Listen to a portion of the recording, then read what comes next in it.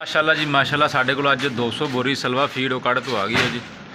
आ भाई ड्राइवर जो घूर रहा सानू जी।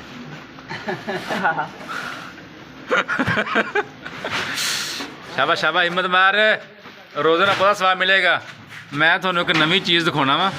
बंदे ने जोड़ा अपना बंदोबस्त किया होया, लोग पाते जराबा भराटी यार, ए बंदे ने जनाबा जी तोड़े बन्ने हुए है जी ताकि पैर ये खराब ना हो।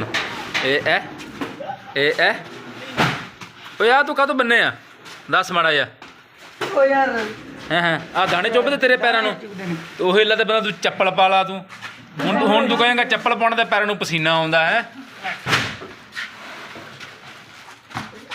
चलो कोई नहीं शाबा, राम राम ना, थोड़ा रोज़ा भी आ, जोर भी ना लगे हैं। थक जाओ तो भाई ड्राइवर को दस दियो, थोड़ा थापी थुपी दे दिया करेगा।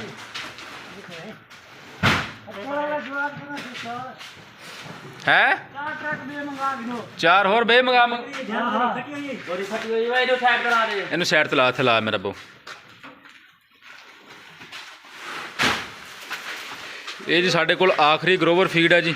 इस तो बाद जी साढ़े कोल जी फिनिशर फीड आएगी इंशाल्लाह, क्योंकि हमेशा मैं 24 दिन तो बाद फिनिशर फीड इस्तेमाल करता वा जी कि 21 दिन तो बाद करनी चाहिए। लेकिन ये आ कि जो 21 दिन तो पहला इस्तेमाल फिनिशर फीड कर लीए तो वो चूजे के बड़े मसले मसाइल आंतरियां दे और की कहते होंगे पानी के मसले मसाइल बड़े बना जाता वा।